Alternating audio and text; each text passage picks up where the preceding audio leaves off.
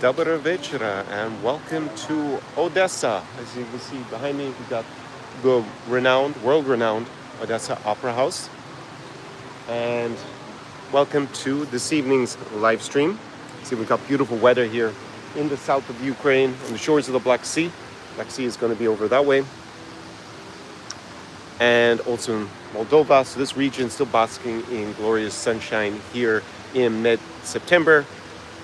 Today's live stream is going to be a special one. Not sure for how long we will have our conversation today, but probably for quite a while. I'm going to be discussing traveling here to Ukraine, maybe even relocation. I know that's going to sound crazy to most people, because obviously we have the Russo-Ukrainian war, the biggest war in Europe since World War II, and it is affecting Ukraine quite severely. If you're new to this channel, my name is Connor Klein. I help high-level men live their dream lifestyles in this part of Europe, not just in Ukraine, for which I used to have the channel focused between around 2020 and 2022. I help them mainly with the alternatives to Ukraine nowadays in the region and what I dub New Europe, so the countries between Germany and Russia. So, for example, Warsaw in Poland, Chisinau in Moldova, the three Baltic states, Latvia, Lithuania, and Estonia, and also Kazakhstan. Should be heading back to Kazakhstan in a couple of weeks.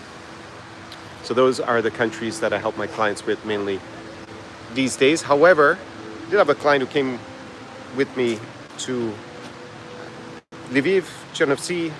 Actually, then we went to Chisinau, Moldova, and then we came down here to Odesa. And there are many guys who write me. There are more foreigners coming to Ukraine than definitely last year or the year before. And the dynamics on the ground have changed a bit. So I'm going to be discussing all the things you need to know if you're going to come here. First thing, I just want to, before I get into my presentation, is what do you think the statistical chance of being killed or injured, being a casualty of a Russian attack, like a drone or a missile attack, is per capita per day? Do you think it is something like 1 in 100, 1 in 1,000, 1 in 100,000, 1 in a million, 1 in 100 million, 1 in a billion? Drop a comment below and tell me what you think. I will be going into that because obviously you need to be careful of your safety if you are going to come here, but you also need to be informed and make that informed decision. So we'll actually be talking about this, the statistical probability of something bad happening if you were to come to Ukraine at the moment. Of course, as a caveat, that may change, and I would, of course, make a video here on YouTube telling you if there is a dramatic change in the safety level, since I'm doing these live streams from the ground here in Ukraine. It's not the only thing to consider, and we'll be getting into that in my presentation, and then you can ask me your questions. Just drop them down below in the comment section if you have something that you'd like to say, or you want to ask me a question, then I will come to that after I give the presentation. So if you are coming here to Ukraine, I have my guides. I have the Insider's Guide to Ukraine during the war down below, where I will go into more detail, I guess, than I do on these live streams, in terms of having all the information collated in one spot. Also have my hospitality guides for Odesa, Lviv, Kyiv, Uzhhorod, and Chernovtsi. So that will be a great value to you if you do decide to come here, because then you don't have to go and figure out where everything is.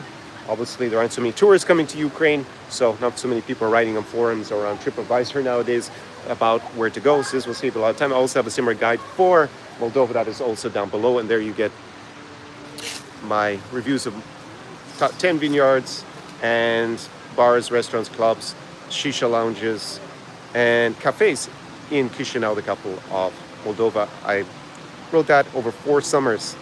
It was a lot of fun, but if you want to save a lot of time, then you can go and access that down below, because you won't be able to get in ChatGPT. I did use ChatGPT to verify a lot of the information I will use today, the stats and stuff, but you can't figure out where to go to restaurants, bars, and nightclubs, all that stuff. You use ChatGPT, it does not know, because, well, people like me who have the information, we put it on a premium basis, so it doesn't have access to it. So for now, I guess that's still premium. Okay, keep your questions coming while I start today. Just before I get into, I wrote down, I normally don't actually do these live streams with any notes, but there were a good few things that have occurred. If you're interested in the situation in Poland with the drone provocation, using the diplomatic speak for what the initial reaction from the Polish government was. Then go and look at the last live stream on the channel. If I remember afterwards, I'll put it down in the description to this live stream as well. There we go into a lot of detail what happened. Also have a Geopolitics channel where if you really want to nerd out on this stuff, then go, that's also down below in the description. You can go and subscribe to that and then watch the videos. I made another few videos about what happened in Poland, a few updates as more information has come out. Other things that have happened recently, gay marriage abroad is actually recognized in Ukraine. Now, I know my audience is not going to be too many people who are homosexual, since I don't normally discuss that here on the channel. It's not one of the themes I regularly discuss, or maybe this is the first time I ever discuss it, but since it is something that has happened, and that was actually confirmed by the court, maybe it was even yesterday, because there was a diplomat, Ukrainian diplomat, who was married abroad, and then he wanted to have some, I guess, rights for his husband. And yeah, so there you go. That is maybe in contradiction of all this traditional brides and all this kind of stuff that the scammy matchmakers who aren't very sincere try to pump out about what the reality is here in Ukraine. And yeah, so maybe that's of interest to someone who comes across this live stream, but I thought it was interesting to say the least. We had in the world of, I guess, online gurus, the Sadia Khan scandal. She is someone that I've come across. I never made a reaction video to her because, well, she doesn't talk about this region. And yeah, she apparently has been, what's the word I'm looking for? She's been altering her videos in terms of not doing just Photoshop, but when you put on a video, I think putting a filter on it that makes her look thinner. And that's actually something to be aware of for my audience. If you are, looking at photos online, maybe you're interested in online dating, realize now that videos can also be altered. So someone can basically catfish you also with video. Just always an interesting thing that might apply to you, but otherwise she's kind of been also gotten a huge, crazy back and forth about her qualifications and whether she's actually been working illegally or not, because she didn't apparently have the right qualifications. And in general, she wrote a lot of crazy things. If you don't know who she is, then maybe this is not too interesting. I think another point to take out of it, on top of the filters that girls can now put on their videos, and guys I guess can do as well, that make them look as significantly different to what they do in real life, and you might want to be aware of that, is that if you are listening to dating advice from a woman about how to seduce women, I would be very skeptical. I have often been asked by women to advise, just women I know who are single, Connor, how do I get a boyfriend? How do I get a husband? I mean, it's come up a few times. And because they saw that I also advise guys, and this is not the only thing I do, obviously help with lots of stuff. I'm a former lawyer, so I help with the geopolitical situation because I have a background in geopolitics as well. If my clients want it, because they may be making investments here, they may be traveling here, so this is all relevant, also getting visas, buying real estate, all that kind of good stuff. But on the relationship side, but when I try to invite female friends, I found it really hard because, well, I'm not a woman, so I don't know what it's like, and I'm straight, so I don't know what it's like to try and seduce a man, to be frank. I may have some ideas about how it works, of course, but not really the go-to person to ask on that. And yeah, so I would be very skeptical of taking dating advice from any woman if you are a straight guy looking to meet women. It may be sincere, the advice they give, but in general, I would be very skeptical that it would be of much value. Other little points I put down here that came up. Just a general observation that if you are thinking of moving to Europe, maybe not even this region, the options are starting to be restricted, especially in Western Europe. Here, in this part of Europe, maybe not so much. So move now if you're considering. At least get yourself set up and get your rights, like residency. In the region I deal with, most popular used to be coming here to Ukraine. I understand, as we get into this live stream, why that is not, not everybody wants to come, or very few people are going to want to come, but those of you who do may be really rewarded by traveling and relocating here. Latvia is the other one where if you invest 250,000 euros into real estate, that's just a general statement. Of course, there are a lot of nuances, and if you're interested in further advice, that there's consulting service down below. You can go and book a consulting call with me, and we can discuss it further. But basically, you can get residency if you invest minimum of 250,000 euros into real estate, which is about 280,000 US dollars. And then that's part of Schengen. So then you will have residency rights in Schengen. And yeah, so that's probably the most attractive option in this region. Now, you don't necessarily have to get it in this region. Say you wanted to hang out all the time in Warsaw. While there are other countries, there's also a little bit of a workaround in Bulgaria that one of my clients told me about that he's trying to do at the moment. And then he would actually live in Warsaw, in another part of the Schengen area. For the most part, you would have, of course, have to be careful of that, because you are, to maintain your residency, you're supposed to actually live in that part of Europe, in that country. So yeah, I would just like to say in general that it will become harder and harder, and I think going forward become harder and harder as a non-EU citizen to move to the European Union. Here, or in Moldova, it's obviously quite different. It's not part of the European Union yet. It's not part of Schengen yet. Moldova may join in 5 to 10 years. Ukraine will probably be a lot longer. And yeah, you can get residency here. It's actually always been one of the easiest places to get residency in the region.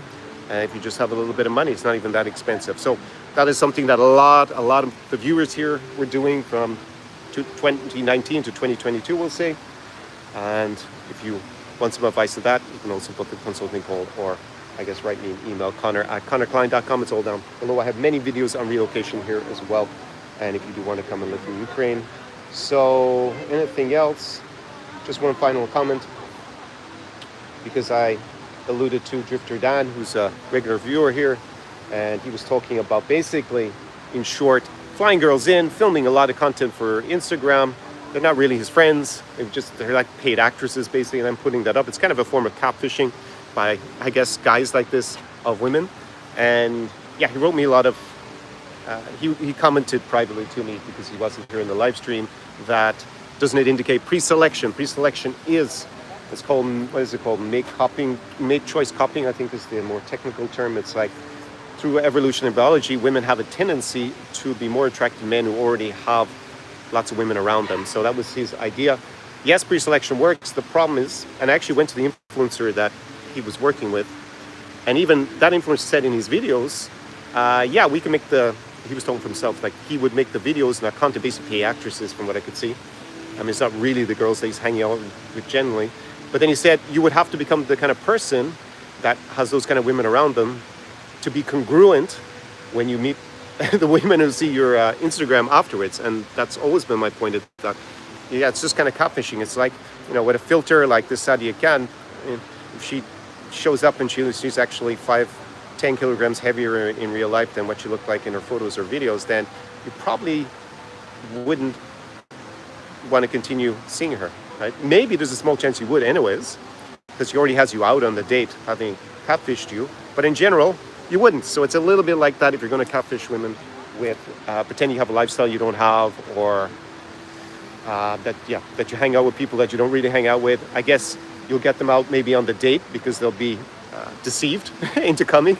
And then, so you always have a small chance, but you're going to be incongruent with that kind of person. She's probably going to feel it, because women are pretty attuned to this. So that's what I would say as a comment, that even the influencer you currently is paying to do this agrees with me, that you need to be congruent, and you really have to become that kind of person. And you want to be thinking, like, who are you attracting? If you have content that doesn't represent yourself, it's probably not someone you're going to gel with for the long term. So yeah, maybe you'll get some short-term success, but not really long-term. Anyways, just thought I would comment on all of those little items before we get into today's presentation. So keep your comments and your questions coming down below in the comment section, and I will come to them after I give my presentation. So we're about 14 minutes in here in Odesa on this fantastic Sunday evening. And yesterday I did the hard work, the hard yards. So you don't have to, or you can emulate it if you were to come here with me. I guess the only way to emulate it. But so we do have curfew here in Ukraine. It's 2025. It's mid-September, and curfew affects everywhere in Ukraine that's under Ukrainian control. I don't know what happens to the occupied territories. I guess they also have a curfew, but I doubt anyone watching this is ever going to go there until it's liberated. We have curfew from midnight to 5 a.m. That means you cannot be out on the street without justification. You're also supposed to carry your documents with you.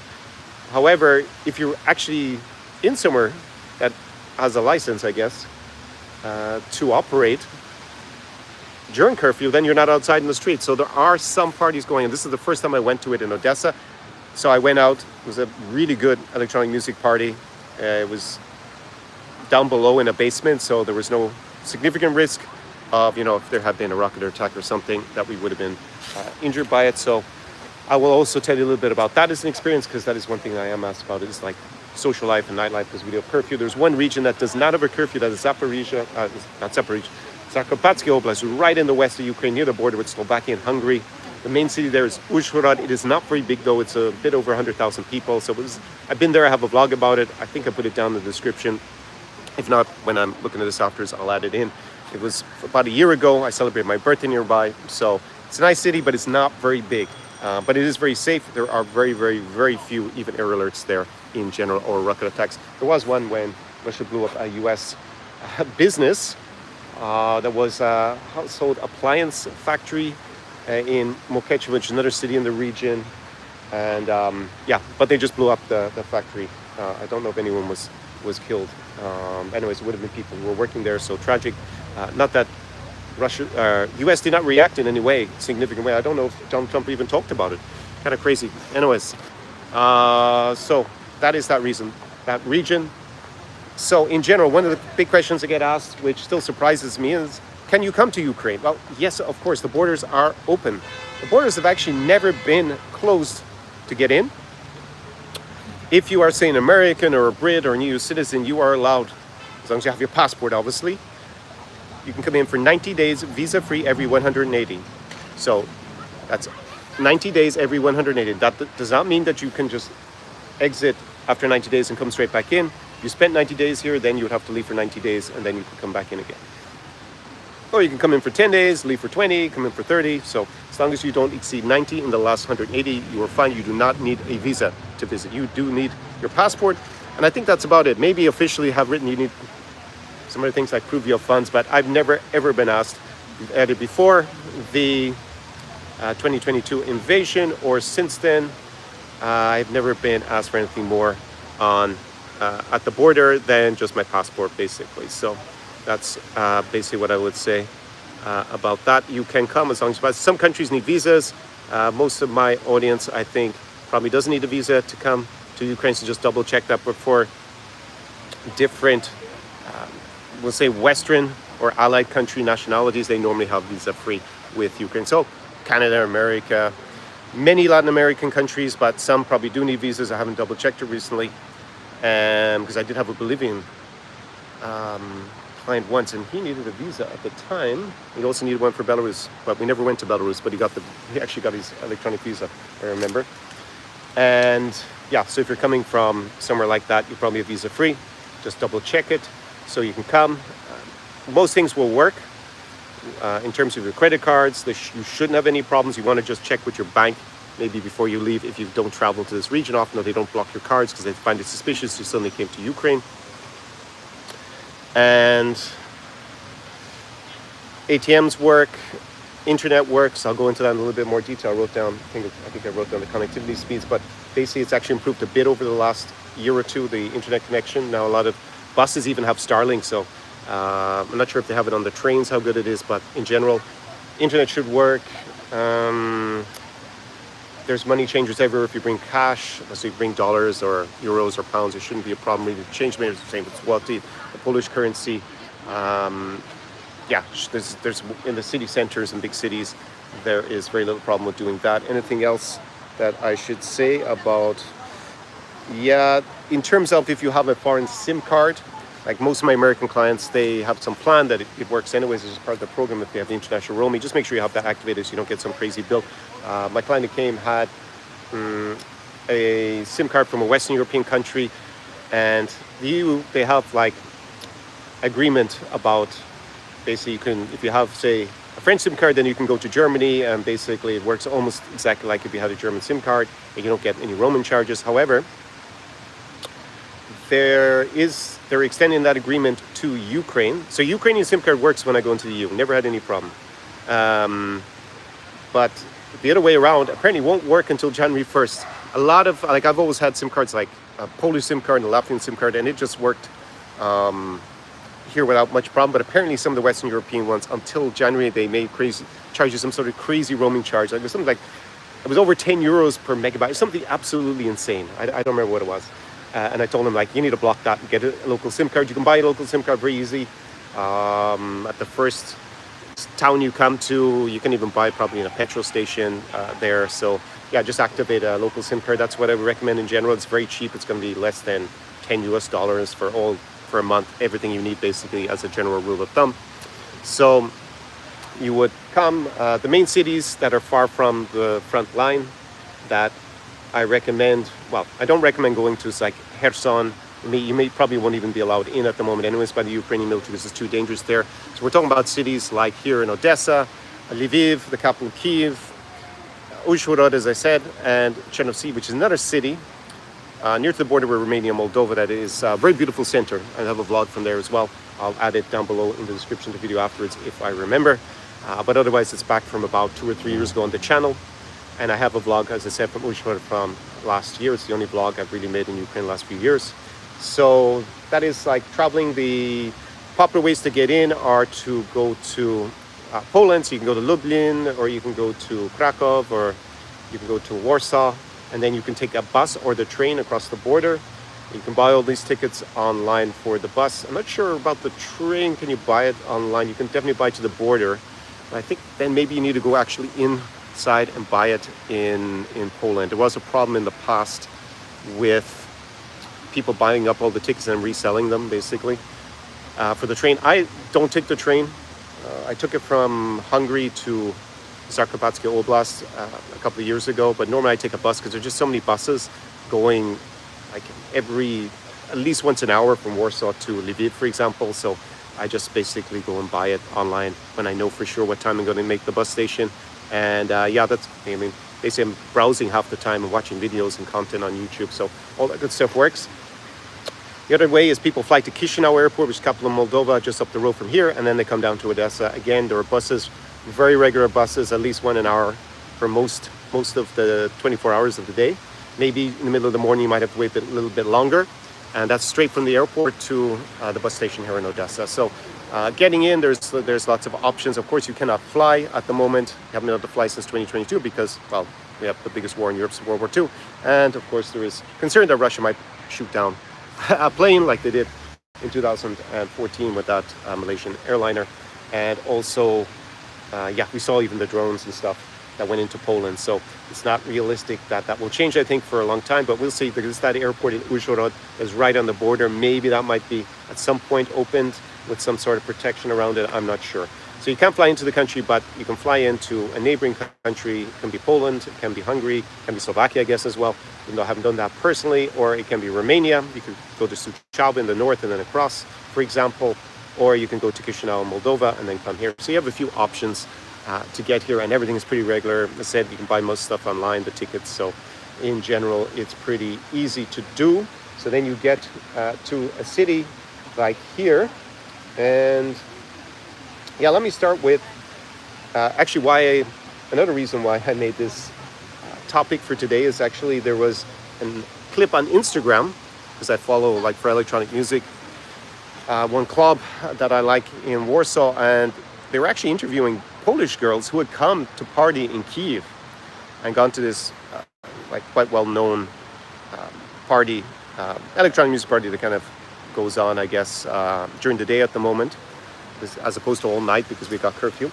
And they were describing their experience and what it was like coming, and I was kind of surprised, like, Polish girls deciding to come to Kyiv to go basically to party at electronic music. It was kind of surprising for me, for sure. And that made me think, well, if Polish girls are starting to come, then lots of my audience might also be really considering coming, considering my audience is mainly men. So yeah, first thing, they also talked about safety.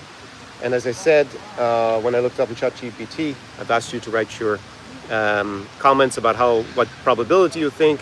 Is it 1 in 1,000, 1 in a million, blah, blah, blah. I see there was no real serious comments below, just a lot of trolling going on. Unfortunately, it seems to be more common in the last few live streams.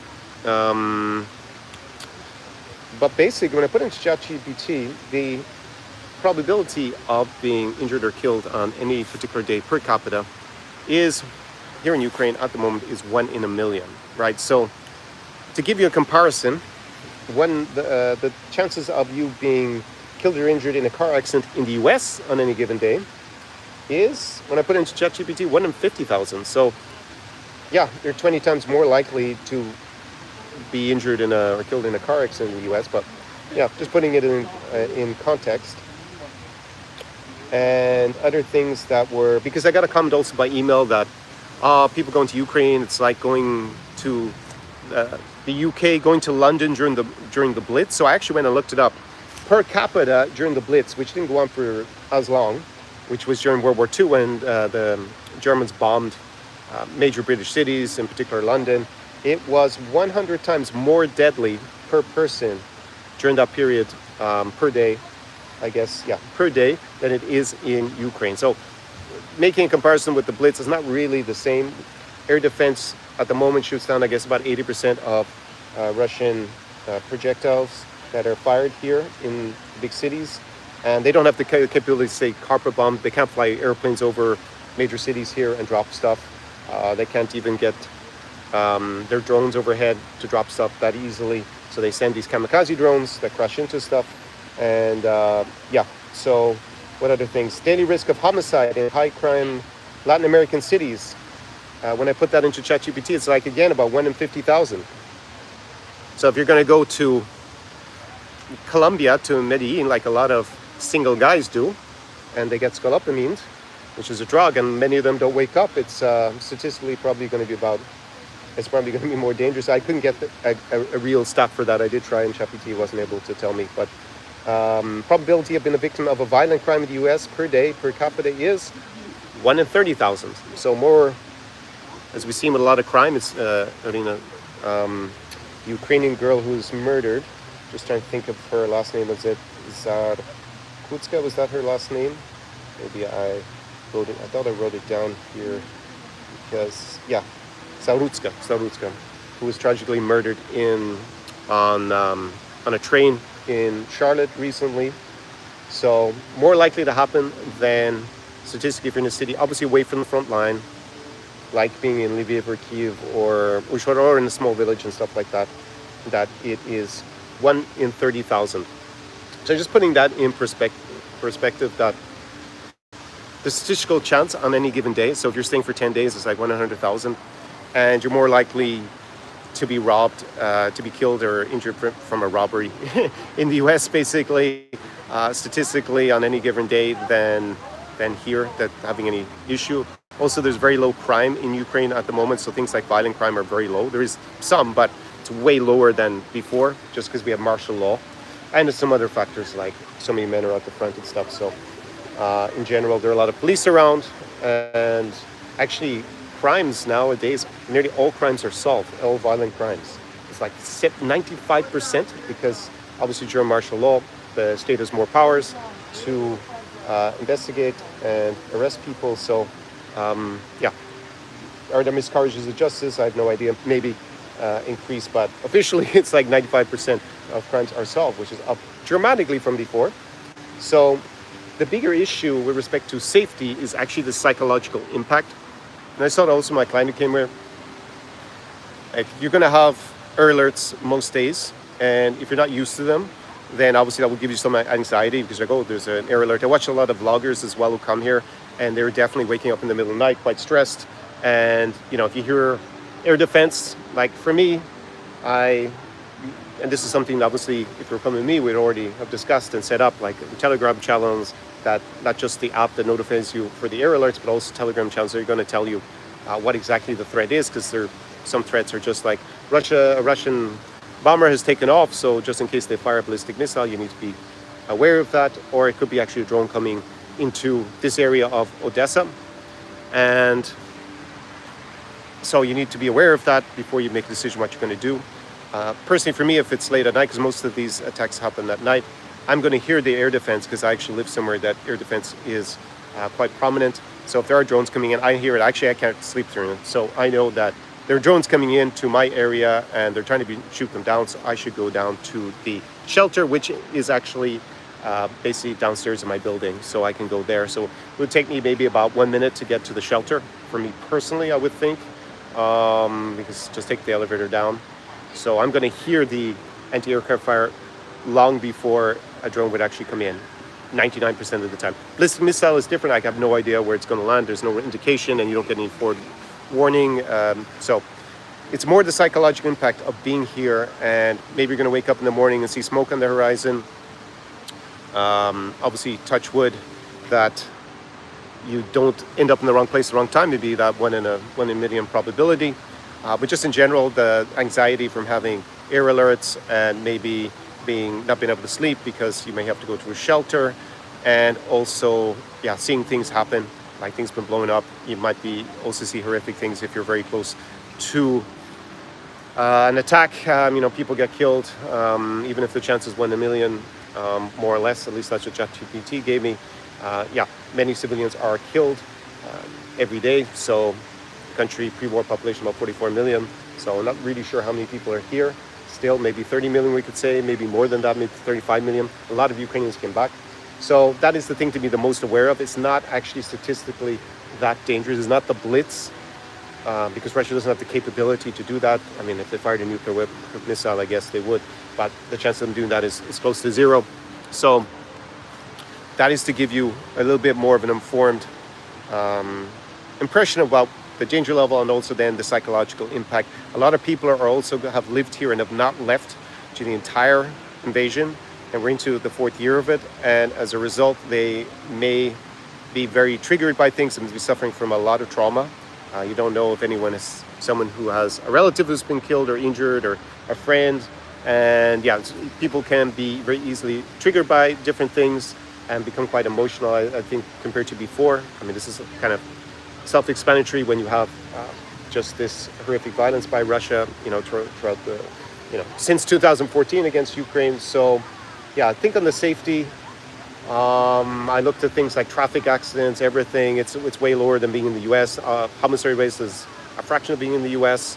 The chances of being mugged or something are very small here. I just heard of one attempting mugging throughout the entire invasion, so over 3 years, from a friend.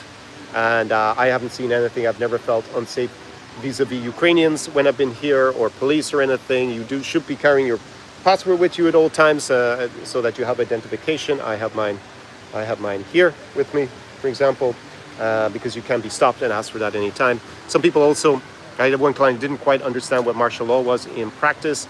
So you have to carry identification.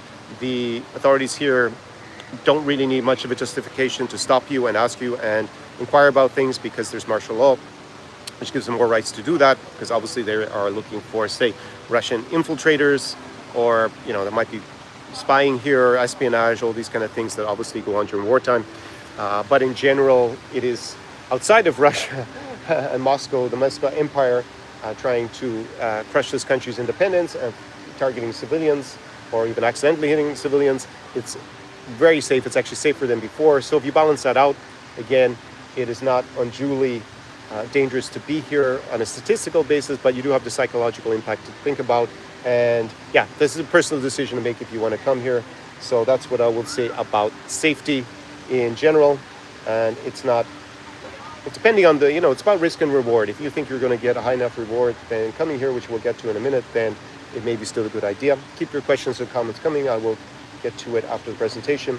So internet, basically it's 95% coverage compared to before, with rapid repairs after strikes. Starlink is everywhere. I think I said that already. Quality of life, there is a risk that electricity will be taken out, or the water supply. This has happened in the past during the winter, especially in the winter of 2022. But since then, I think, I've been, a month in Odesa after just that one other trip for a week somewhere else, over a month. And I think my electricity was never out, and my water was out one day, maybe for just a few hours. I think it was out twice for just a few hours, really 3 hours or something like that in my building. So that may happen, so you need to be aware of that, but it doesn't happen that frequently, at least in the city center of Odesa. But again, that might change. Maybe Russia targets water supplies for the city you happen to be in, so just be aware that is something that may happen. I've already dealt with the curfew. The curfew is midnight to 5 a.m. It is particularly strict here in Odesa. It is not as strict in Lviv, for example, and it doesn't exist in Uzhhorod in Zakarpatski Oblast. Also going to be strict in Kyiv. And basically most things. Maybe I should talk about the socializing, since I talked about curfew and I was out last night. So in general, people go out earlier to socialize since most bars will close at 11, or, you know, there's things like the opera is actually working as well, right? So all these things, you can basically do most of the social things, all the cafes, restaurants, there's no problem. There's no issue with food. The supermarkets are full of food here. And in terms of the bars, as I said, they'll probably open until about 11. Then people will go home and you cannot be on the street after midnight. However, there are certain establishments that are open after that, but you will not be able to leave until 5 a.m. until the curfew is over. At least in Odesa. In Lviv, it was possible to leave. It was a little bit more relaxed. But here, you cannot leave, and they will not let you out. So, as I said, I went to this party, very cool DJ playing yesterday, and it was underground in a basement. So, again, a lot more safe in case there had been an attack. And yeah, basically partied, and the ratio was, probably even between guys and girls. Really cool event to have gone to. So there is nightlife. You can actually party all night here if you really want to. But in general, most people are going to stay until, 11 o'clock or just after 11 and then go home. So they will go out earlier. So you can do all those things. The cinemas are open. Basically, life goes on remarkably well in spite of the situation. It is really impressive, I have to say. And it's been, it was only a few months at the beginning of the war that normal life was curtailed in that any real sense. Otherwise, just about everything works. You are restricted where you can go on the beach because sometimes mines wash up, and they have killed a few people who went over and touched them, tragically, on the beach here. So yeah, the beach clubs are open. You go swim in the pool. I'm not a huge fan of swimming in the sea anyways in Odesa. I just like to look at the sea personally.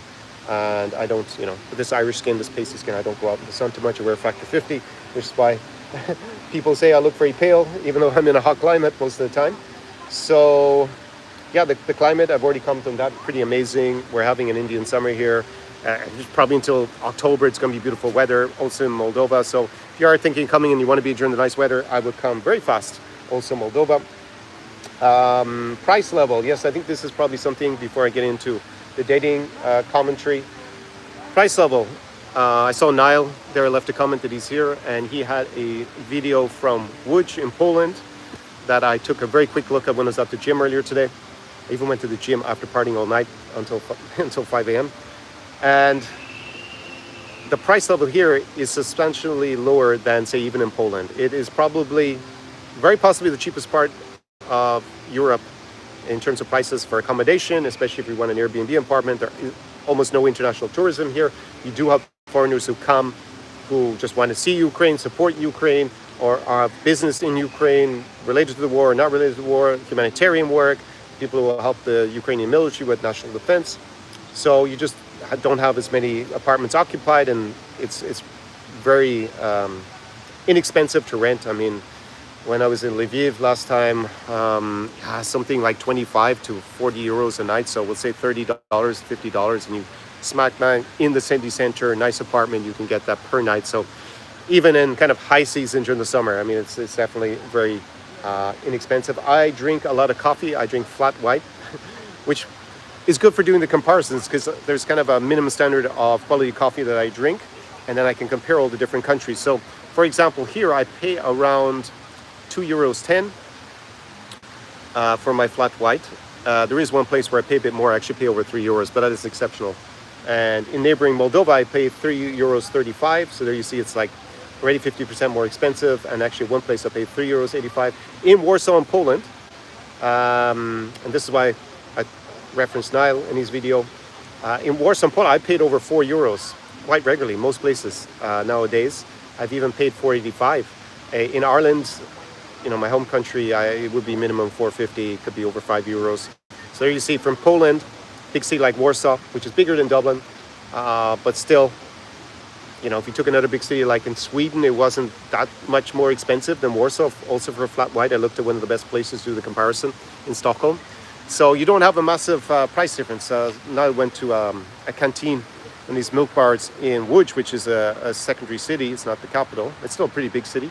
But I think he paid a little bit under €10 for his meal. I know if you were here in Ukraine and went to a cafeteria style, I'd be surprised if you pay more than €5-6 for the same meal in the same size city. So not in Kyiv, maybe something smaller in Odesa. Yeah, I would be surprised. So it's very attractive price-wise. So that is another reason to consider Ukraine, also for real estate, because my client was looking at the prices in Chisinau, Moldova versus here and other Ukrainian cities. Prices have gone up in, say, the west of the country where more people are moving to because it's safer. They have to relocate from eastern Ukraine. But the price level here in Odesa is about the same as in 2021. So whilst the rest of the world is seeing big price increases, especially in Poland in real estate, here it stays static. Also in Chisinau, they went up quite a bit.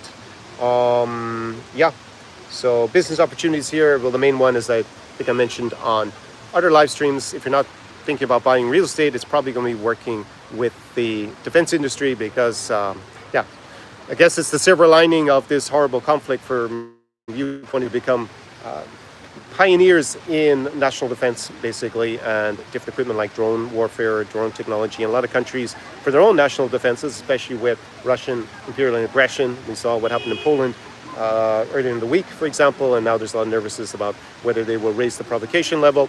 Yeah, other European countries are going to basically need the know-how and technology that Ukraine has been developing. It's going to also help them in their national defense. So you have a lot of European companies coming here and investing in that area. It makes a lot of sense. So that is one of the big opportunities business-wise that may tempt you to come here, because I was out yesterday with at least one of the guys, two of the guys actually work in defense, who I was out with. So yeah, get the beam. I know most of my audience is male and single, and they want to know, Connor, what's the story with dating in 2025 in Ukraine?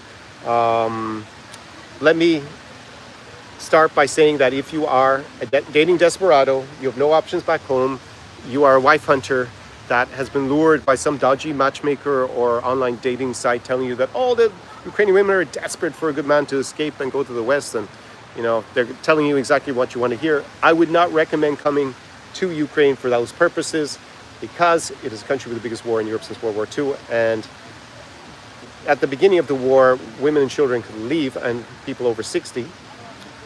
So most of the single women left the country, I guess, if they were interested in leaving. So coming with very little to offer other than your passport, like maybe passport bro, it's probably not going to be that successful for you. I should also point out they have, and I forgot to say that at the beginning, there has been a rule change for men here. So my understanding now is that men between 18 and 23 can actually leave Ukraine. It has become a lot easier for them. So up until, on day 2 of the invasion, they said if for men aged between 18 to 60, they cannot leave the country without permission. But now they actually want to allow men from 18 to 23 to leave. Mobilization is only for men over 25 in Ukraine. It was over 27 at the beginning with the invasion in 2022.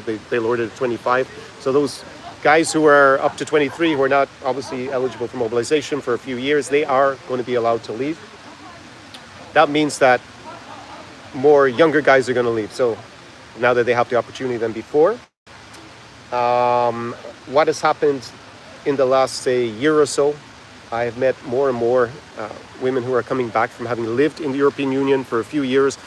They improved their language skills. It's kind of interesting. A lot of girls who now learned English, learned Italian, learned Dutch, learned French, wherever they were living, learned German. They're coming back, more and more of them. And I've started to meet a lot when I'm out socializing. So that kind of gender imbalance, which there was in 2022, where so many women left, especially single women, because they would have less of a reason to stay, ceteris paribus, than someone who has a husband or a boyfriend here. They are now, a lot of them, coming back after 3 years. Maybe it just wasn't for them living in Western Europe. They had their experience. They obviously went there to get their safety.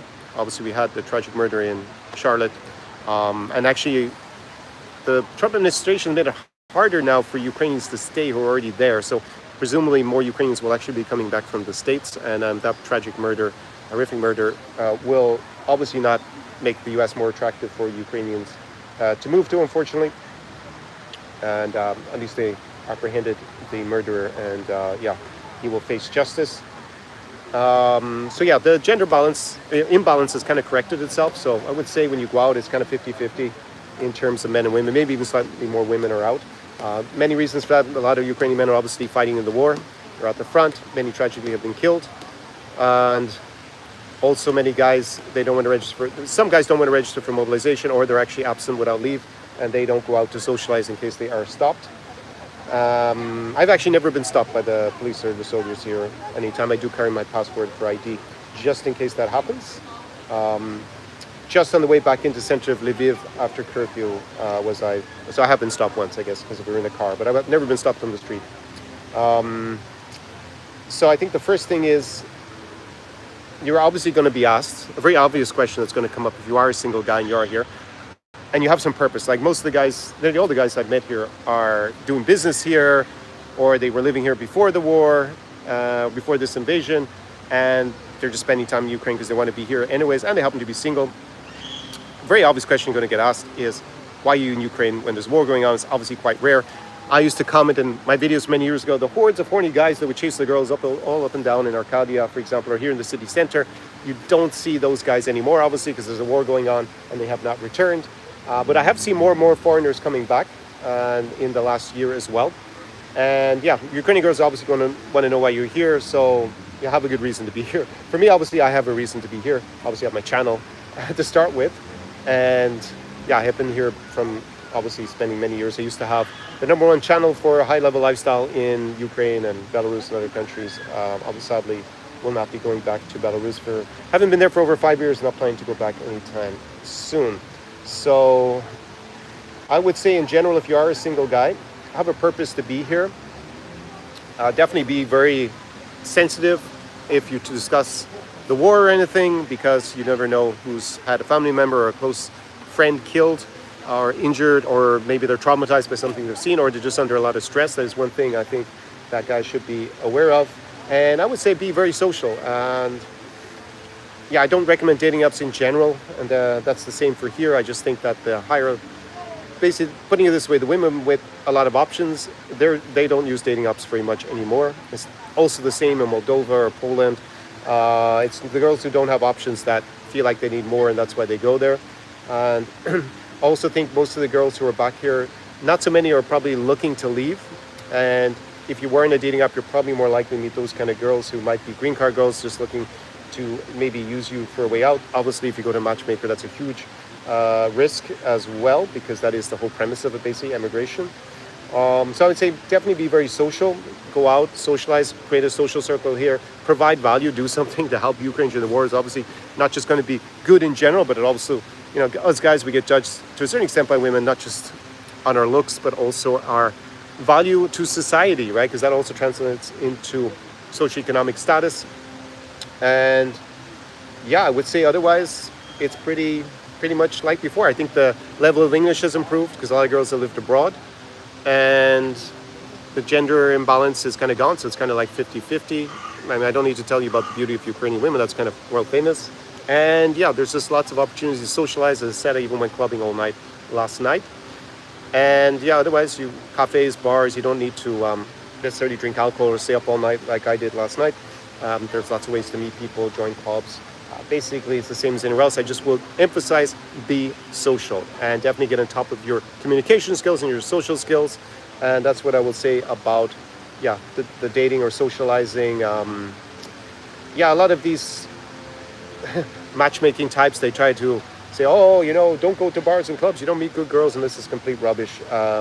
They might meet good girls there because they don't have the social skills, or yeah, not able to present themselves or communicate properly, and that's why they don't meet high quality women there, or they probably don't meet them elsewhere either. So I would say being social is, yeah, the main thing I want to communicate. And also I meet a lot of interesting guys when I go out and socialize.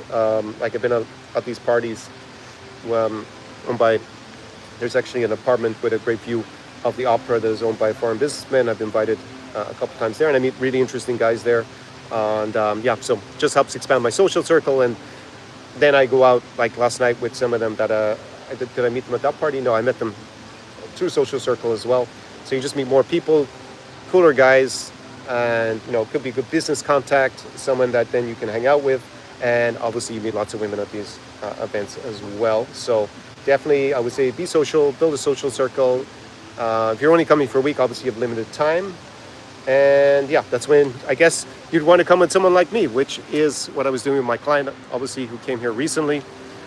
He didn't want to have to figure all this stuff out by himself. You can do it DIY and just come to Ukraine and try it yourself, but that's going to take a lot longer to achieve things. So it's really down to how much do you value your time. There's a few options how I help my clients. Obviously, you have the guidebook, which is a very basic thing where you can read it, and that will help you with finding all the best places and all that kind of stuff. And, you know, obviously recapping a lot of things I've discussed today about traveling to Ukraine.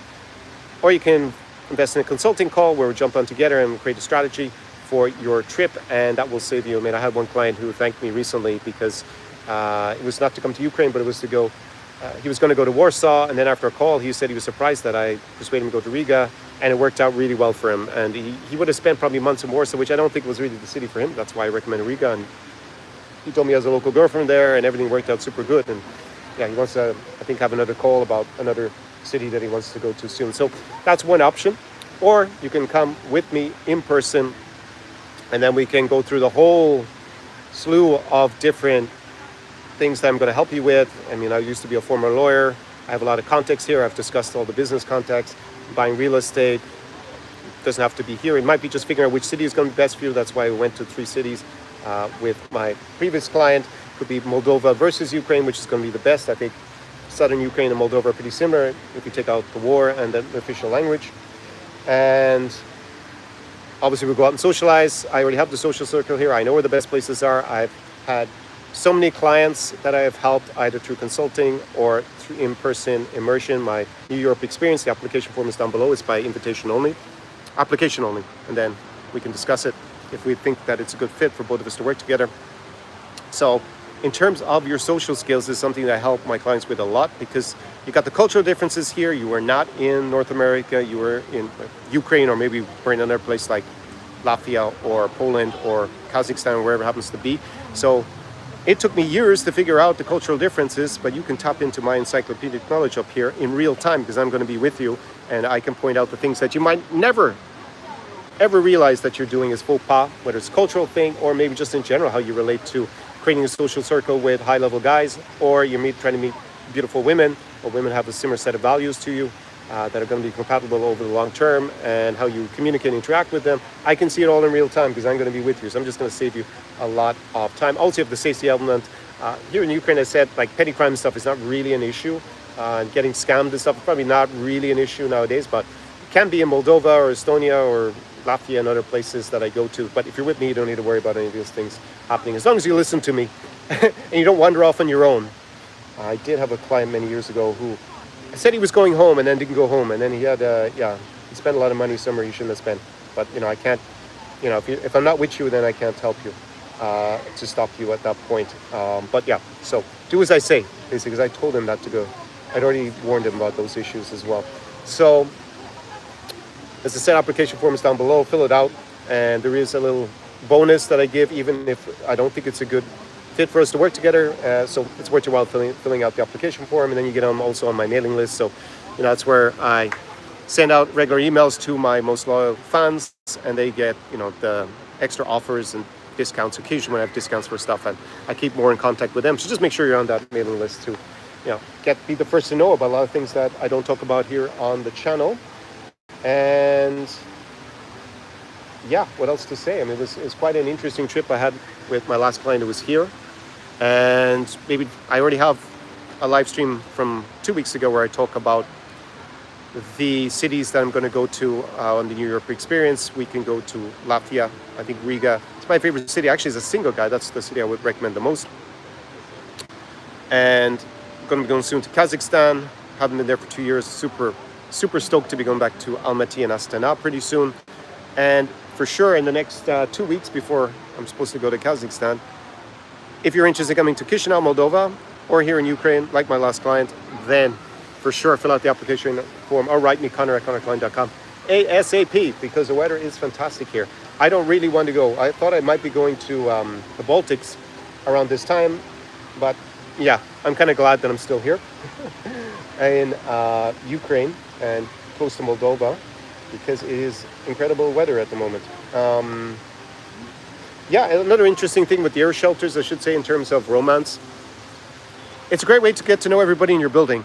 And it could, I had when I worked as a lawyer many years ago, one of the partners in the law firm, he met his wife going on a train from West to East Berlin at the end of communism. I'm not sure if it was just after it fell or just before it fell, But yeah, it was kind of a romantic story. They met on the train, and obviously you have the geopolitical background, all that stuff. Well, you might meet the love of your life also in an air shelter, because you have a lot of time. If you're down in that shelter, you might be there for half an hour. And yeah, you start chatting to your neighbors. So if you live in a building with a lot of interesting single women, then I guess your air shelter could be the place where you meet the love of your life. So let me go and look at your questions and your comments. Do we have an air alert? Is that what I hear? Not sure. Kind of a weird sound. Don from Los Angeles, sorry about the Ukrainian lady that died. Yeah, you were talking about Irina Zarutska, if I remember her last name. Yes, I talked about it also on the live stream during the week on Wednesday. But she was murdered on the train. Terrible. But yeah, what can I say? This is an issue in the US. Even though crime has come down since when I lived there back in the early 2000s. Was way higher murder rate, and I lived in a city, Washington D.C., that was particularly afflicted by it. I couldn't understand how America got. It was one of the reasons I didn't want to stay in America was just like amount of crime and hassle. Yeah, compared to cities in Europe, it was definitely a minus point. U.S. is still great for making money. I think it remains that. I think if you want to make money, but as a lawyer, they tried to underpay me vis-a-vis American lawyers, and I could work for the same level of a top law firm in Europe and actually get paid my real salary. So. You know, the big reason to stay in America, which was like just the pay, I wasn't being offered it. So for me, it was like basically a no-brainer why I moved back to Europe at the time. But yeah, very tragic what happened. Later Grader said, based off street walking videos and first year university speakers, less dudes and less beautiful women. So it washes out. There may be other reasons also why men avoid university, not necessarily to leave the country. Okay, not really sure what to say about that. I think there's still lots of beautiful women here. Just joined. Who died? I don't know why someone died. Joshua has hello, kind of content is nice. Will brakes take over and replace USD soon? No. That's the short answer on that. But you're free to go to the Geopolitics channel, which I've been very slowly growing. Another about the tragic murder. Let me just get rid of that person because they keep spamming all the time. Okay. Do I invest in the video? No, I don't know if that's a real question. I'm a high-class dating coach, says. I don't really want to be identified as a dating coach, considering how bad some of the other people are in that industry, but I appreciate you defending my reputation, Don. Much appreciated. I guess that's Ben there. He says he likes Flixbus for booking buses for an international company. It's in the US. Don't be scared. Book 2 seats, bring snacks. Okay, for sure. I've also used Flix there. Quality of their buses is better than a lot of the Ukrainian companies. Obviously, Irish person Niall is there saying hi. Chest and Privit. Joshua, how do you feel about the economic collapse of France? I don't know. This just sounds like a troll. It's hard to know if it's a real person at this point because he's not asking me anything about Ukraine. But later, Grace says, not a good situation in Western Europe at all. Economically, yeah, there are obviously issues, and we have the biggest war in Europe since World War II. So this doesn't help. But it needs to be resolved in Ukraine's favor. Otherwise, we're going to have a lot more conflict going forward. And you just have to see what happened earlier this week in Poland to get a harbinger of what will happen in the future. Unless Ukraine can successfully defend not just its own territory, but basically protect Western Europe as well. It's like a shield. Nad says Ukraine always had a low crime rate, was super safe even before the conflict started. Yeah, I've talked about that as well. I agree now that just in this region in general, the crime rate is not very high. It's less now than it was before because of martial law, I guess, in large part, at least one of the factors. And as I said, they at least claim they solved nearly all violent crime in the country, 95%. So, yeah, it wasn't dangerous before. It's safer now from that point of view. But obviously you have to add in the risk from the Moscow Empire's attacks here. Don says the whole world is in chaos right now. Psyops everywhere. Yeah, okay. Why Odesa, not Kyiv? Asked later greater. I like being by the seaside. The weather is better here, and I have lots of friends here. I actually haven't been in Kyiv so much since 2022. A lot less than before. I haven't had clients who have wanted to go to Kyiv. I met other clients here in Odessa, not just the last trip, but also in Lviv. So yeah, Odessa, on the shores of the Black Sea, easy to get to. If you go to Chisinau, it's not far away. And yeah, I've also been spending a lot of time in Chisinau, right? I spent 2 months there this summer. Had a fantastic time. So yeah, that's why I'm down in Odesa. In short, I love being by the seaside. I grew up near to the sea in Galway in Ireland, so this is why it's for me a pretty important thing. Just as are Slavic women still impressed by foreigners? Okay, I should have mentioned foreigner factor. Well, I think there's more of a foreigner factor now because it's a lot more unique to be here than obviously 5 years ago when you just had thousands of, let's be frank, but there are a lot of sex tourists coming here 5 years ago, or just guys chasing girls and desperado style. And then you had the whole marriage agency, which involves so much scamming as well. Anyways, you just had a lot of these guys coming here, and they local women didn't think very highly of them, especially guys who go to the marriage agent and matchmaking. It's just the way it is. So I would say, yeah, there's a bit of foreigner factor. The more unique, being Western European or North American nowadays than you were in 2021. So I would say there is a little bit, yes. Later criticism, it's not the 2000s. Yeah, there's a little bit more than 2020, but it's not the 2000s. I agree with that. Don says absolutely not, but good luck. Foreigners are also less impressed with Slavic Zoomers and their puppy. Yeah, that is something that you see a lot here in Ukraine. A lot of bloated lips, and it's not my style personally, but if you're into that, I guess you won't be put off by it. I actually think it's less common in Chisinau, which is one of the reasons I also think women in Chisinau are a bit more natural. Don says, sounds like Ukraine found an inexpensive way to deal with the drones. Slava Ukraine, pardon, Slava there. Don, now share with NATO countries. Maybe they will get help with getting into NATO. Well, definitely they should be a quid pro quo on that. Yeah, depends on the cities. Okay. Привет, Adam. Poland is cheap outside of Warsaw. Yeah, it's definitely cheaper. But, the Polish economy, it's like a juggernaut. It just keeps going. So eventually, it's going to be comparable to Western Europe in another 10 years. That's what I think. And it's only a difference about 20-30% at the moment if you take a commensurate city in Western Europe versus Warsaw. So it's still better value for money, but it's not like being here in Ukraine. Poland is good. Dating won't be easy if people are so easy triggered. Yes, I think that is something. Mr. Young, thank you for the 10 pounds of a super chat there. In Ukraine now, he says, women behave like crap now versus pre-war. Okay, interesting. Please tell me. Now they say. So he continues, they go abroad, gag on foreign objects and return and post online, stop war, laugh out loud, supply demand issues, 10,000% plus ego, no bueno. Okay, well, there's a lot in that, isn't there, Mr. Young? So, yeah, if they go abroad and they're foreigners, yes, they will. If they go abroad and they're single, yes, they probably have hooked up with foreign guys before because they've been abroad for a few years. So, supply and demand issues, I'm not sure what you mean by that. I think it looks pretty even, the gender balance when you go out at the moment. Ego, yeah, there's someone else who's from Western Europe, who's a businessman here, said he finds the women quite arrogant in Ukraine, and yeah, he doesn't have problems meeting beautiful women back in his home country, and he thinks they overrate themselves. So that may be a fair critique. Yeah, you got to screen basically, meet women that are compatible with what you're looking for, I would say. So, any other questions? How many of you guys are actually have come to Ukraine since 2022, are thinking of coming to Ukraine, or you say you're just interested in watching my stream to see what's going on, but you don't have any plans to come, either because you think it's too dangerous or you just for other reasons you don't want to come? I do have friends, especially in Chisinau, who write me that, oh yes, I will come when the war ends, Connor. But I mean, I told them, what, should I pencil you in for 2028, 2030? Because we don't know when the war is going to end. I would love for it to end in Ukraine's favor as soon as possible. And we can go back to, well, we won't go back to it before. I think this has been too big a traumatic event. The country will be changed in different ways. So yeah, hopefully it works out overall for the best, and that Ukraine's economy can grow. And yeah, for the guys who want a cheap place to live, now is the time to come, because after the war, there will be so many people coming here. There'll be so much money invested. The price will definitely go up, I would think, especially for real estate.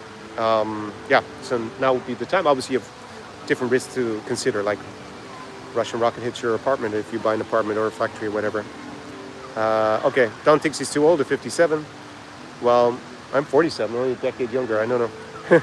I still think I would be coming here when I'm 57. And obviously I'm okay with the risk profile, as I pointed out. I think the psychological part, yeah. But I've also, I spend half my time abroad, basically outside of Ukraine, so I get a break from the stress of what happens with the war every once in a while. And for example, I was most of last winter in the Baltic states, in Estonia and Latvia. So yeah, it's not obviously ideal, but it is what it is. And under the circumstances, I'm pretty happy to be here in general. So Mr. Young says, Ukraine is safer than London. Safety is not an issue. Yeah, that's the thing. Statistically, it probably is safer at the moment. So you have to keep up to date with what's going on, if that changes. And what else to say? Oh, ребята, what's up? Just 21 viewers. Yes, at the moment, yeah.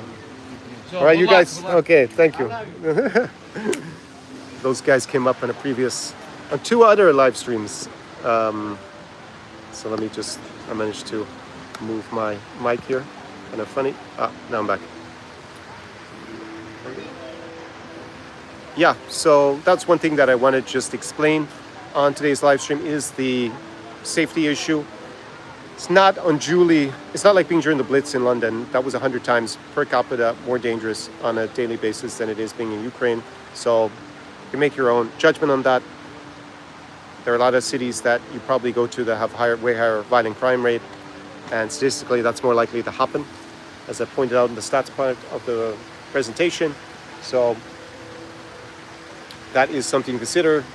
Also, I guess the main difference is you can take more precautions against violent crime by not going to certain areas, for example, and yeah, looking after yourself a little bit better. And here, well, you can go to the shelters. I think that's the main thing, and pay proper attention to air alerts. That's probably the best thing you can do to stay as safe as possible, or be with me, because then yeah, you're gonna have that extra layer of advice from your consigliere here, your Irish guy in Odesa at the moment. So, other questions and comments, drop them below. Anything that I also wanted to outline. Yeah, I'm not sure how many more live streams I'll be able to have with this weather in Ukraine. And again, the ways I help my clients down below. You're going to see lots of links. You got the guidebook, you have consulting, and you have the in-person immersion that I have rebranded as the New Europe Experience. And I would say overall that the atmosphere is definitely better now than it was, say, 2 years ago. If you're a single guy, it's probably some of my business contacts here who are single have told me it's the best time they've ever had as a single guy in Odesa. But I think you have to also remember they're here about half the time. They actually have a purpose to be here. They're local businessmen. So it's obviously a bit different, and they have the local social circle. So it's not probably going to be the same if you come in a DIY mission here, basically.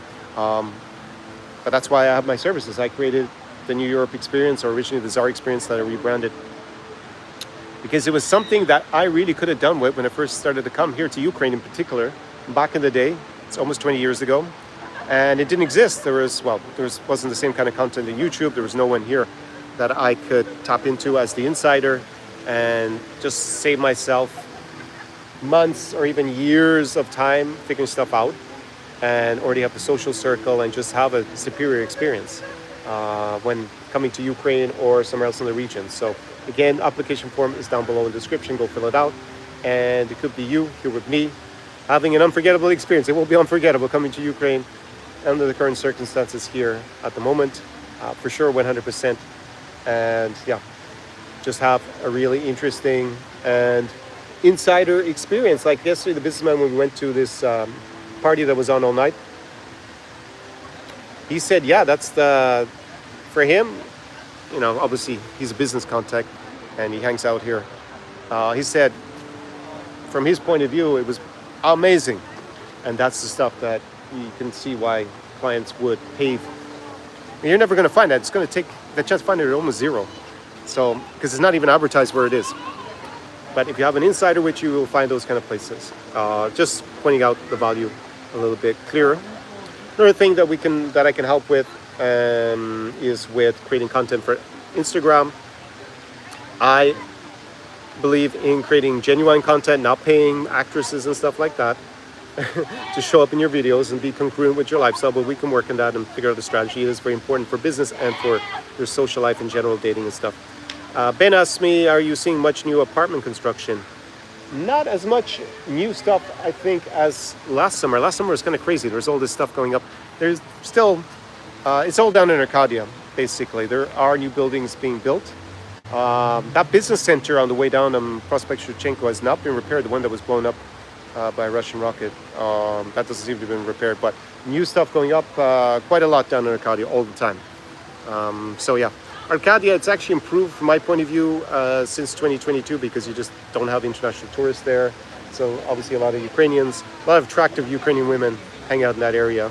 I would say it's kind of interesting if you are just hanging out there, maybe even more than in the center, I would say.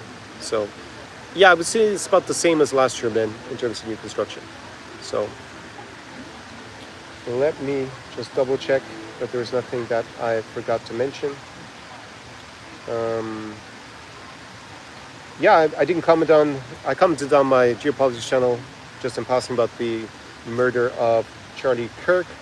I did say when there was the failed attempts on Donald Trump's life before he was elected for a second time as president that political violence is probably only going to increase in the US, horribly, and you should be considering relocating somewhere else and obviously advocate this region. I actually noticed that the number of Americans relocating to Ireland has doubled in the last year as well, and I think that will continue. So maybe those Americans are going to leave are not going to flood to this area because of the geopolitical issues, and also we have a war here in Ukraine, but it's obviously very niche. But I would say in general, while America remains, in spite of my experience, where they want to underpay me, but yeah, it's a great place to make money. But for quality of life, it was not for me even 20 years ago because of the crime rate, which has come down a little bit. I got eaten by a mosquito there. Just saw him trying to eat me the second time. So there are some mosquitoes. I very rarely get bitten by mosquitoes here, but I just got bitten now in the city center. Normally if I go outside the city, obviously there are a lot more. Yeah, so I would say yeah, it wasn't for me because crime rate and quality of life was just not the same, I felt. Even if your salary can obviously buy you access to more things in the US than it would if you were living somewhere else. But I would suggest, yeah, setting up your businesses so that you can manage your revenues remotely and then you can live somewhere where the cost of living is lower, maybe the taxes are more attractive. That's also the case here and in the region, also in Ukraine, compared to, say, Western Europe and North America. And even in spite of this war, it's safer to be in Ukraine statistically. So lots of stuff to think about. Obviously, most of my clientele start off as single men. They rarely finish as single men. And in terms of the dating options, even here in Ukraine, they are, in general, at least for my viewership, a lot more attractive in terms of, yeah, just the average beauty of the women and also maybe the values because it's a little bit more conservative than in Western Europe and North America. But that might appeal to you, might not appeal to you. I actually had one of the businessmen say that, yeah, he doesn't like that women here are not so financially emancipated, unlike in, say, Scandinavia. And he actually prefers in Scandinavia because he thinks that a lot of women are just looking for guys to basically finance their lifestyle and be sponsoring. And this is something that he doesn't encounter in Sweden. I think, was he saying Sweden or Denmark? But anyways, in Scandinavia, where are also lots of beautiful women as well. So it's not just here. I think the Baltic area in general, whatever. I personally prefer Riga the most, but I also like Sweden and Stockholm. Have some good memories from there. Yeah, and they're way more financially emancipated, so yeah, you don't have to worry as much about gold digging and scammers and stuff like that as you would, in this region. So just bear that in mind. That's the same. I'm a bit itchy because I got stung by a bloody mosquito. It's like the first time I had a mosquito in the city center of Odesa all summer. So just to recap, the weather is still fantastic here. As you see, we got an Indian summer. It's going to be like this for another 2 weeks at least. So if you're considering coming to the region, maybe it's going to be Moldova, not necessarily here in Odesa. Now is a great time to come. And yeah, this video has given you an overview of the safety level, the risk level, the psychological impact a little bit that you're going to have to think about to prepare yourself if this is really for you or not. the kind of guys who should be coming, the kind of guys who shouldn't be coming. I think if your only interest is being a wife hunter and coming here, I just think that's a really bad idea. If you want to meet Ukrainian women, don't come to Ukraine because there's a war going on. If that's your only reason, just go to Poland or to Lithuania or somewhere else where there are lots of Ukrainians, and Belarusians are there as well. So, or you can go to neighboring Moldova where there's no war, and it's very similar culturally to here. They have a different national language with Romanian. They actually have elections coming up, so we'll see what happens in their parliamentary elections later this month. And yeah, they have no war. So at least at the moment, touch wood, it stays like that for the Moldovans.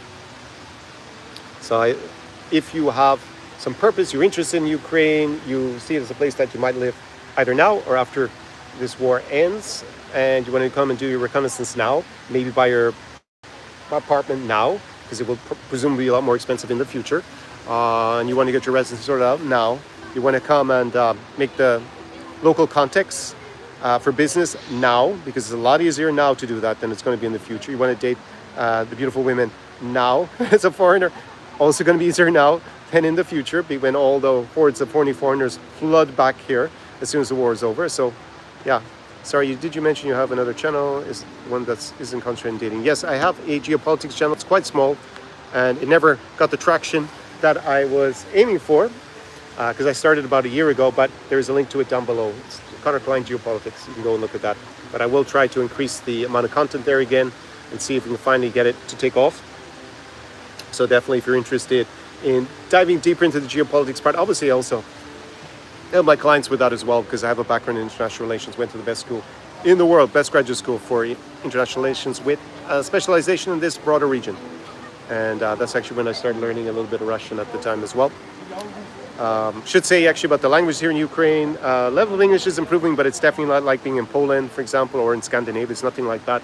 But younger people, more educated, and a lot of the girls have lived in Europe for 3 years, other parts of Europe in 3 years, so lived in the European Union, and they presumably speak a lot better English now, or another European language where they were living. So maybe they learned German, maybe they learned, I don't know, French.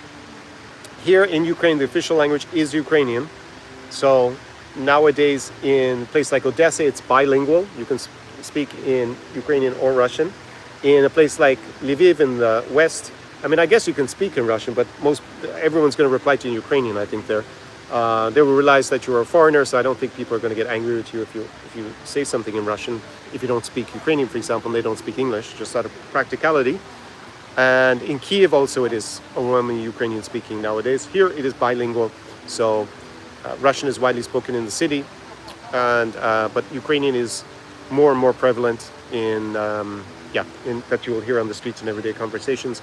I think I should have also a link to that Timothy Schneider book, Bloodlands, down in the description. Not, I'll add it in later. It is a great book. I read it a few years ago, and I watched also his series on YouTube, which is free, which is his university lectures from Yale about Ukraine. It's kind of an interesting series to watch. They say if you start scratching your nose, you're going to drink alcohol soon, but I drank enough alcohol yesterday. I don't know. I've got to go for another session tonight. One Trick Pony says, Poland is overrated, too many Daygamers in Warsaw. Well, yeah, they're like a plague around the train station, and that's Złote Tarasy. And I already commented on other videos. I think something bad is going to happen to them at a certain point.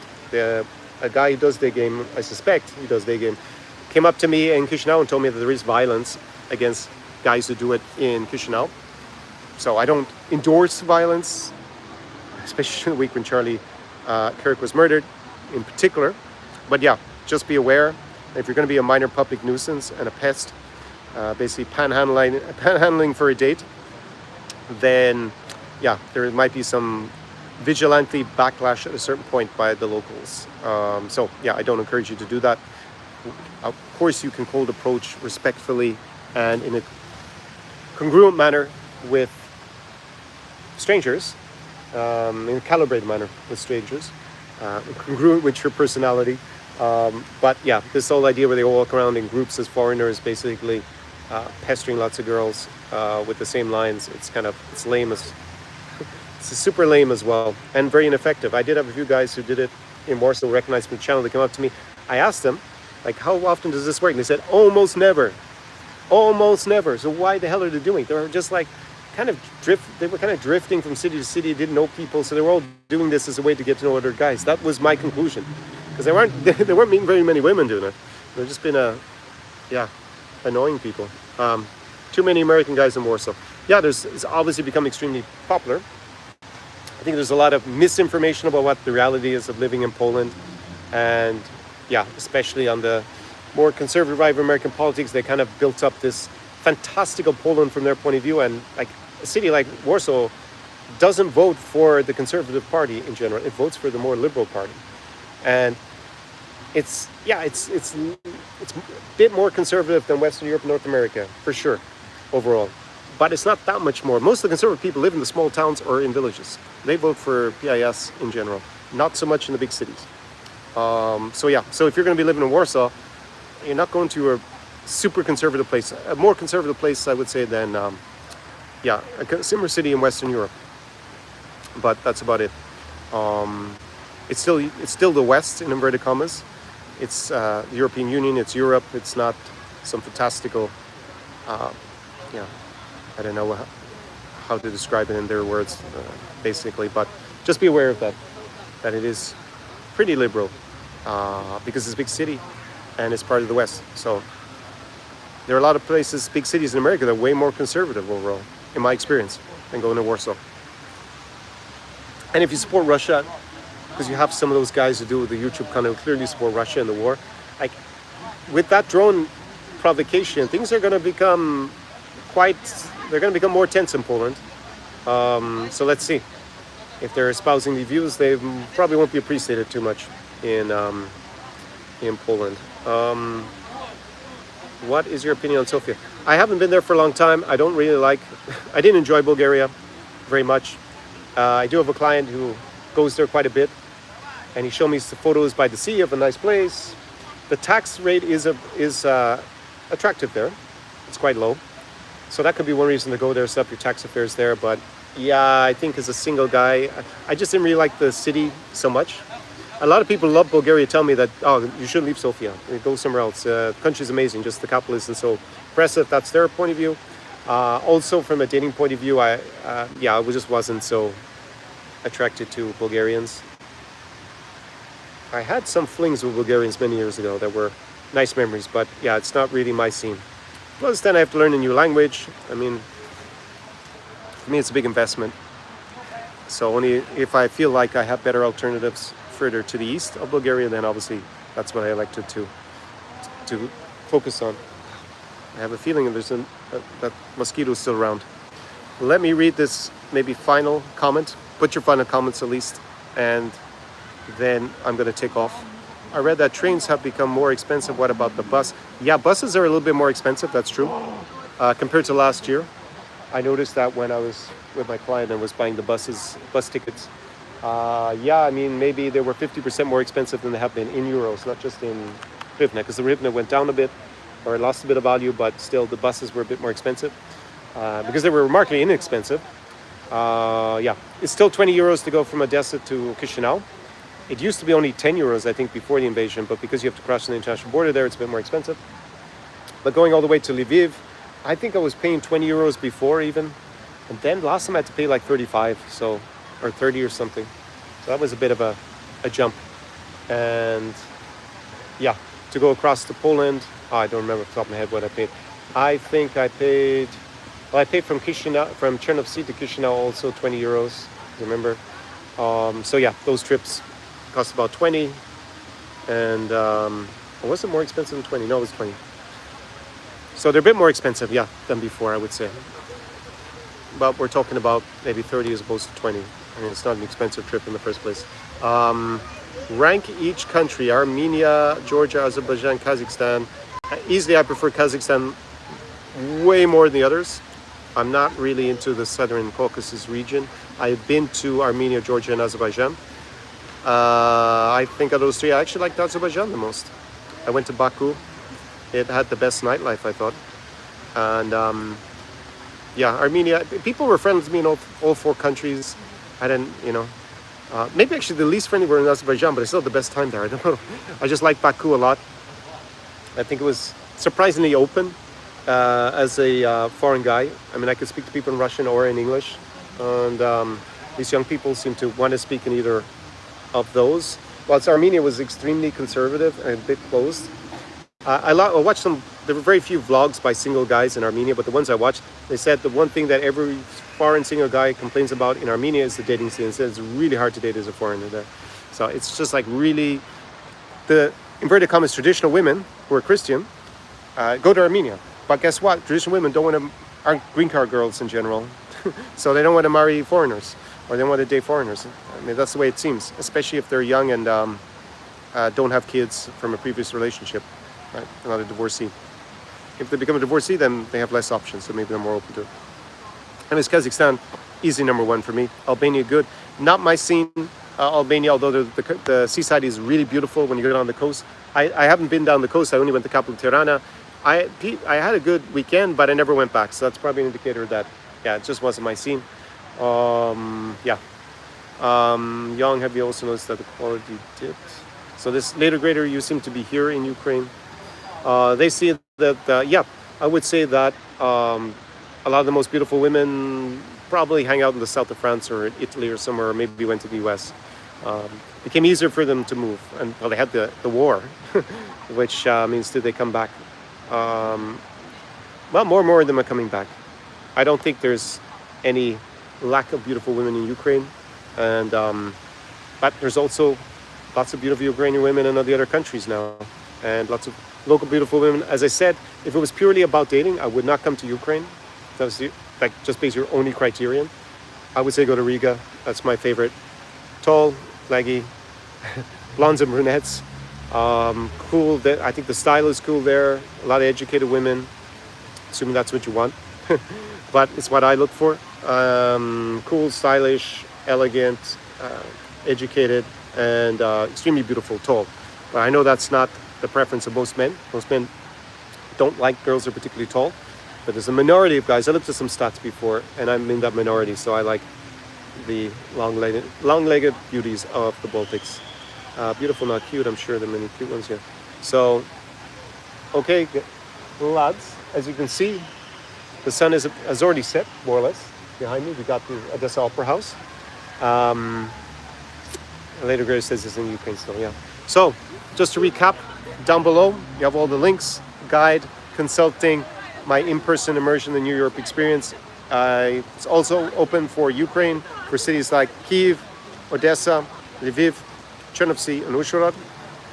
Other places, which is obviously where I'm bringing my clients in the vast majority of cases, more than 95% of the cases since 2022 are Chisinau, Moldova, Warsaw, Poland, Riga, Latvia, Almaty in Kazakhstan. I've also brought clients to Astana, or will bring a client to Astana in Kazakhstan pretty soon. Also, I've brought my clients to Vilnius and Kaunas in Lithuania and to Tallinn in Estonia. And yeah, in principle, I'm also open to bringing clients to Gdansk in Poland and also to Prague, but that hasn't happened yet. So let's see. If you're interested in those cities and you want to go with the insider, with your Irish boy here, fill out the application form down below, and you will have an unforgettable up to 1 week with me in one of those cities. And not only will we party like rock stars with super beautiful girls, we'll also dive into the legal implications of perhaps moving here, figure out which is the best city for you, redesign your lifestyle also for when you get here. You can also look at your Instagram, revamp that, and save you just months and months, if not even more time than months, maybe even years, trying to figure it all out yourself, which you may never even fully do. And you'll have me with you. So obviously a lot safer to have someone who is connected in the region. Obviously got the business context, social circle, and yeah, what else to say? You know, we also know all the places to go to. So it's a whole slew of value that I provide. And obviously in the socializing part, whether it's networking with high-level guys or guys that you're going to get on with and make friends, because I did have one client who told me before that he actually had no problem in Kyiv with the dating. He's actually married now to a Ukrainian model. And having followed my courses and stuff, and he said, Connor, I'm Billy No-Mates in Kyiv. This is obviously before the invasion.